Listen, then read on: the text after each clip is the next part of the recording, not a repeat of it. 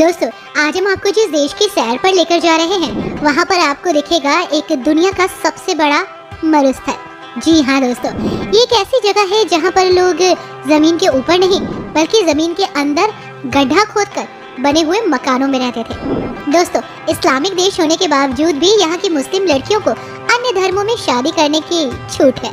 इसी के साथ बहुत सारी खास बातें हैं जो आज आपको इस देश के बारे में पता चलेंगी। तो चलिए दोस्तों, आपको लेकर चलते हैं एक बेहद ही खास और इस्लामिक देश की सैर पर, जिसका नाम है ट्यूनेशिया।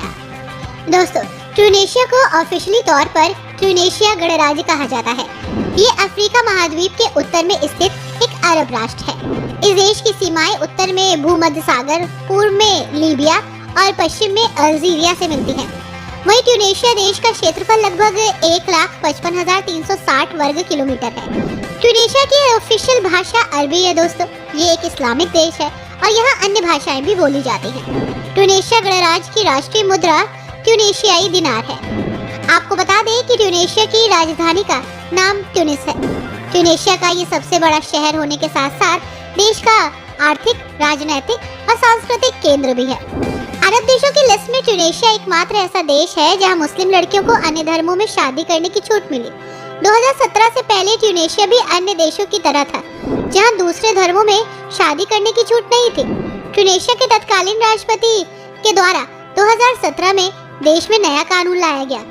आज यहाँ की लड़कियाँ किसी भी धर्म में शादी कर सकती हैं और अपने जीवन साथी को अपने हिसाब से चुन सकती हैं। इसी के साथ दोस्तों, दक्षिण ट्यूनेशिया में स्थित इस छोटे से गांव का नाम है मटमाटा। आमतौर पर जमीन के नीचे रहने वाले लोग पहाड़ों के पास दिखते होंगे, लेकिन यहाँ के लोग अपने घरों को जमीन में एक बड़ा सा गड्ढा खोदकर बनाते हैं। सबसे पहले गड्ढा खोदने के बाद वहाँ से गुफा जैसे कमरों का निर्माण होता है जिसमें वे रहते हैं। इस तरह से खुले गड्ढे एक आंगन के रूप में दिखते हैं। कभी कभी ये गड्ढे एक बड़े भूमिगत भूल भुलैया जैसे बन जाते हैं। आपको बता दें कि मनमाटा और ट्यूनेशिया के कुछ ऐसे ही शहर बलुआ पत्थर की एक शेल्फ पर स्थित है, जो हाथ के औजारों से खुदाई करके बनाए गए हैं। लेकिन ये मजबूत भी उतने ही है दोस्तों, जितने कमजोर आपको दिखते होंगे। कई सालों तक इन्हें नुकसान नहीं होता। यहाँ के लोगों को बेरबर्स कहा जाता है, जो 1000 साल से भी अधिक समय से इसी तरह से जमीन में घर खोद कर रहते हैं। इस देश में अभी पानी की बहुत दिक्कत है दोस्तों। सरकार ने फिजूल पानी खर्च करने पर सख्त मनाही कर रखी है। रिकॉर्ड सूखे की मार झेल रहे ट्यूनेशिया में लोग पीने के पानी का उपयोग सिंचाई और खेती के लिए नहीं कर पाएंगे। यहाँ तक कि सार्वजनिक स्थानों पर लोग कार की सफाई भी पानी से नहीं कर पाते। अगर ऐसे करते हुए पाए गए तो उनके खिलाफ कार्रवाई होती है और उन्हें जेल भी जाना पड़ सकता है दोस्तों। इसलिए यहाँ पानी को बहुत समझबूझ कर यूज करना होता है। समस्याएं होने के बावजूद भी ट्यूनेशिया बहुत खूबसूरत है। अपनी हिस्ट्री, अपने ज्योग्राफिकल स्ट्रक्चर, इसी के साथ अपने कल्चर और ट्रेडिशन के लिए जाना जाता है।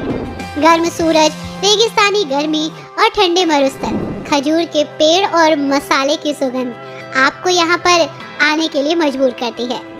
यहाँ पर आप छुट्टियाँ बिता सकते हैं, रेतीले समुद्र तटों की सैर कर सकते हैं और एक बेहतरीन टाइम पास भी है यहाँ। इसी के साथ दोस्तों, यहाँ देखने के लिए बहुत कुछ है।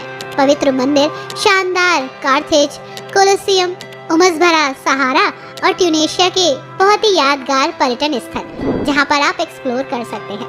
तो चलिए दोस्तों, कुछ जगह हम भी आपको घुमाते हैं। ये है कार्थेज का प्राचीन शहर। कार्थेज ट्यूनेशिया का सबसे प्रसिद्ध शहर है। वहाँ जाने के बाद आपके पास वास्तव में ट्यूनेशिया में देखने के लिए कुछ होगा। प्राचीन शहर के खंडहर अभी भी ट्यूनिस की खाड़ी के तट पर खड़े हैं, जो उसकी भव्यता और इतिहास को जाहिर करते हैं। अब तक दुर्भाग्य से इतिहासकार कार्थेज की उत्पत्ति के बारे में पता नहीं लगा पाए हैं, लेकिन आसपास के क्षेत्रों में बड़े पैमाने पर खुदाई हो रही है और इस शहर को एक खंडहर के रूप में पहचान मिली है। लेकिन ये एक यूनेस्को विश्व धरोहर स्थल भी है, जहाँ पर बहुत सारे इतिहास के राज गड़े हुए हैं, जिसकी खोज लगातार हो रही है।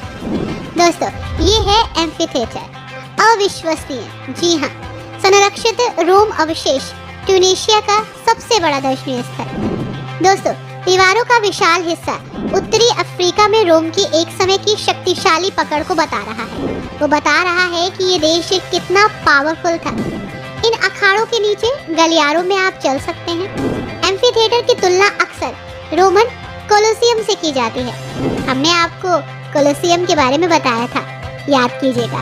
ये भव्य संरचना पहले से ही 2000 साल पुरानी है दोस्तों। इतना पुराना इतिहास जानकर सीरियसली अगर आप इतिहास से प्यार करने वाले हैं ना, तो आपको ये जगह बहुत अच्छी लगेगी। दोस्तों ये है सिदी बो, खूबसूरत सिदी बो सईद ट्यूनेशिया का सबसे खूबसूरत आकर्षण स्थल है। सफेद और नीले रंग का शहर है दोस्तों। ये एक चट्टान पर खड़ा है जिसके तल पर सागर है। जी हाँ, ऐसा लगता है किसी मूवी की शूटिंग चल रही है।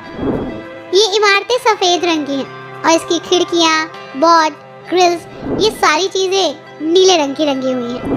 अपने आप में ये बेहतरीन और रोमांटिक एक्सपीरियंस देती है। इसे आपने एक मूवी में भी देखा था, जरा सोचिए कौन सी थी वो मूवी।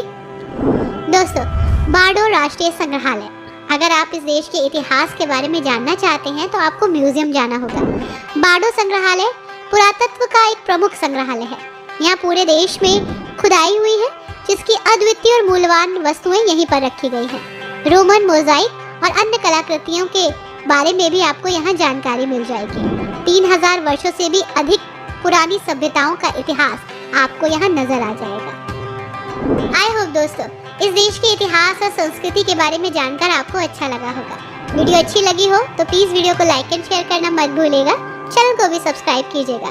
Thanks for watching.